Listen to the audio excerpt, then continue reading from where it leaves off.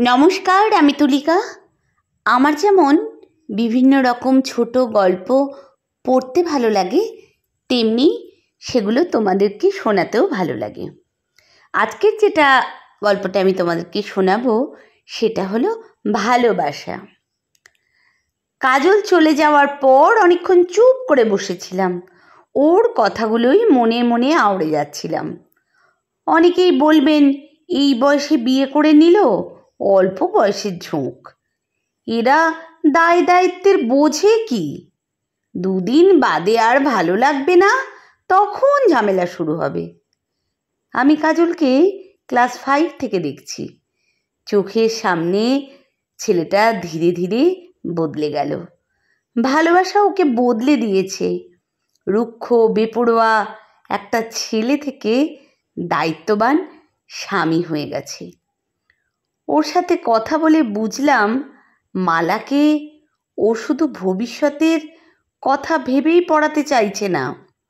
ডোবার ধারে যে জায়গাটায় ওরা ঘর তুলেছে তার আশেপাশে মাত্র কয়েক ঘর বসতি আছে। দিনের বেলা সবাই কাজে বেরিয়ে যায়, বিকেল গড়ালে বাড়ি ফেরে। সারাটা দিন মালা মোটামুটি একাই থাকে। সেই জন্য মালাকে ওখানে একা রাখতে ও ভয় পাচ্ছে। চিন্তা ভাবনা করে ঠিক করেছে, মালা স্কুলে যদি নাই আসতে পারে, প্রাইভেট পড়তে গেলেও অনেকটা সময় বাইরে থাকবে। বাইরে পড়তে গেলে দুটো বন্ধু বান্ধব হবে, তারা কখনো কখনো ওর সাথে দেখা করতে আসবে। মোট কথা, মালাকে অতক্ষণ একা থাকতে হবে না। হঠাৎ দেখলাম মাঠের মধ্যে দিয়ে মালা আসছে। বেশ অবাক হয়ে গেলাম। এর মধ্যেই কাজলের সাথে কথা হয়ে গেছে, স্কুলে ভর্তি হতে আসছে। মালা আমাকে দেখে বেশ স্বস্তি পেল মনে। মনে হলো আমার খোঁজেই এসেছিল। সামনে এসে দাঁড়াতে অফিস ঘরটা দেখিয়ে বললাম, কেরানি বাবুর কাছে যাও, কি করতে হবে উনি তোমায় সব বলে দেবেন। মালা কিন্তু নড়ল না, অল্প হেসে বলল, আমি আপনার কাছেই এসেছিলাম। অবাক হয়ে মালার দিকে তাকালাম। মালা কোনোদিন এই স্কুলে পড়তো না। মালার সাথে এর আগে একদিন মাত্র আমার কথা হয়েছে, তাই মালার আমার কাছে কোনো প্রয়োজন থাকার কথা নয়। জিজ্ঞেস করলাম, কি বলবে বলো? মালা একটু লজ্জিত স্বরে বলল, আমাকে একটা কাজ দেখে দেবেন, যে কোনো কাজ হলেই চলবে। আমি অবাক হয়ে তাকালাম। মালা কাজ খুঁজছে? তাহলে একটু আগে কাজল কি বলে গেল? জিজ্ঞেস করলাম, তুমি কাজ করবে? মেয়েটার মুখটা বেশ করুণ হয়ে গেল। ধীরে ধীরে বলল, ওর ভীষণ শখ মাধ্যমিকটা পাশ করে, কিন্তু এখন সারাদিন কয়লা টানে, পড়বার এতটুকু সময় পায় না। এইভাবে কি ও পাশ করতে পারবে? আমি যদি একটা কাজ পাই তাহলে ওকে পরীক্ষা পর্যন্ত আর দিনের বেলায় কয়লা টানতে দেব না। বলবো, আমি তো এখন রোজগার করছি, দিনের বেলাটা ও একটু পড়াশোনা করুক, তাতে যদি পাশ করে যায়।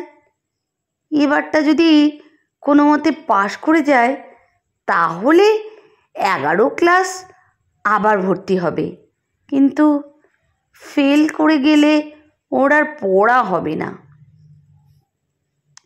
আমি মালাকে দেখছিলাম।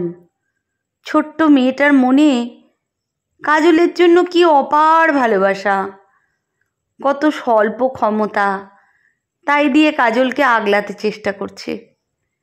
ধীরে ধীরে বললাম, তুমি কি কাজ করতে পারো? মনে মনে আশা পেল, মুখটা উজ্জ্বল হয়ে গেল। আমার দিকে তাকিয়ে হেসে বলল, আমি সব কাজ পারি, রান্না, বাসন মাজা, ঘর মোছা, কাপড় কাচা, গরুর কাজ সব। আমি না চাইতেও একটা দীর্ঘশ্বাস বেরিয়ে এলো। আইন হিসেবে শিশুশ্রম চলে না, তাহলে আইন কেন সব বাবাকে বাধ্য করতে পারে না 18 বছর পর্যন্ত সমস্ত শিশুর দায়িত্ব নেওয়াতে? বাবারা যদি দায়িত্ব নিত তাহলে কাজলদের কয়লা টানতে হতো না। ধীরে ধীরে বললাম, ঠিক আছে, আমি দেখছি যদি কোনো কাজ পাওয়া যায়। কিন্তু পাওয়া গেলে তোমাকে জানাবো কি করে? তোমার ফোন আছে? মালার চোখ দুটো যেন জ্বলে উঠল। ভীষণ খুশি হয়েছে। তাড়াতাড়ি বলল, আমার ফোন নেই, কিন্তু আপনি বলুন কবে খবর নিতে আসবো, আমি ঠিক চলে আসবো। এইটুকুনি তো মাত্র পথ, আমার এসে খবর নিয়ে যেতে কোনো অসুবিধা নেই। মালা মাঠ পেরিয়ে চলে যাচ্ছিল।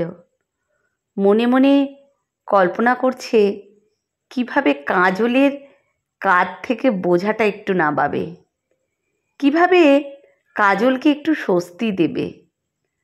আমাকে চেনে না, তবু সেদিন দুটো কথা বলেছি। সাহায্যের আশায় কাজলকে না জানিয়ে আমার কাছে এসেছে। এরই নাম ভালোবাসা। ভালোবাসার দায় বড় দায়। সে দায় বয়স মানে না, কিচ্ছু মানে না। মানা ভালোবাসার জন্য হয়ই না। আসলে মালা তার ছোট্ট কাঁধে সে দায়টা তুলে নেওয়ার আপ্রাণ চেষ্টা করছে।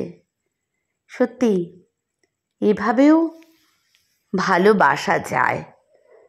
যেখানে চারিদিকে ভালোবাসার এত ক্ষয়, সেখানে এইভাবেই কি ভালোবাসা ধরে রাখতে হয়? তা জানি না। গল্পটা কেমন লাগলো তোমাদের বলো। একদম সোজা সিম্পল গল্প। মাঝে মাঝে না এইরকম গল্পগুলো শুনলে মনটা ভালো হয়ে যায়, আর কিচ্ছু না। তোমাদের ভালো লাগলে আমার ভালো লাগবে, আর চ্যানেলটা সাবস্ক্রাইব করলে তো আমি ভীষণ খুশি হব। তোমাদের সাথে নিয়ে চলার মজাই আলাদা। জীবনটাকে না অন্য রকমভাবে দেখতে খুব ইচ্ছে করে। ভালো থেকো সবাই, আনন্দে থেকো। আর ভালোবাসা পেলে, সত্যিকারের ভালোবাসা পেলে আঁকড়ে জাপটে ধরে রেখো। ঠিক আছে? ভালো থেকো।